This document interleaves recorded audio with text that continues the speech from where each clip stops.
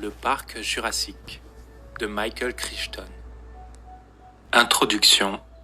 L'incident InGen. La fin du XXe siècle a vu dans le domaine scientifique une nouvelle ruée vers l'or d'une ampleur considérable, un mouvement impétueux et acharné pour commercialiser les découvertes du génie génétique. Le phénomène s'est développé si rapidement et a fait l'objet de si rares études en dehors de la communauté scientifique que son extension et ses conséquences sont très mal comprises.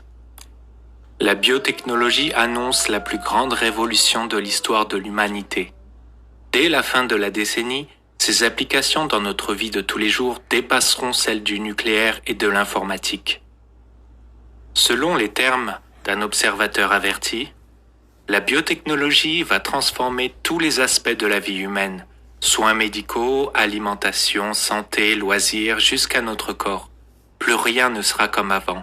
La face de la planète en sera littéralement changée.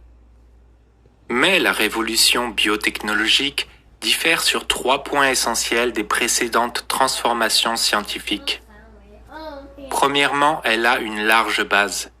Les États-Unis sont entrés dans l'ère atomique grâce aux travaux d'un unique groupe de chercheurs établi à Los Alamos, puis dans l'ère informatique grâce aux recherches effectuées dans une douzaine d'entreprises. Mais les chercheurs en biotechnologie sont aujourd'hui disséminés dans plus de 2000 laboratoires uniquement sur le territoire américain. 500 entreprises dépensent annuellement 5 milliards de dollars pour cette technologie.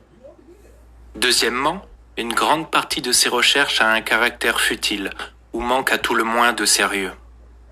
Des travaux visant à créer des truites d'une couleur très claire pour les rendre plus visibles dans un cours d'eau, des arbres à section carrée pour faciliter le débitage, ou encore des cellules odorantes injectables pour sentir en permanence son parfum préféré, pourraient passer pour une blague, mais il n'en est rien. En réalité, le fait que la biotechnologie trouve des applications dans les industries traditionnellement soumises aux caprices de la mode, telles que la cosmétologie et les activités de loisirs, contribue à accroître les inquiétudes que l'on peut nourrir sur une utilisation fantaisiste de cette nouvelle technologie. Et troisièmement,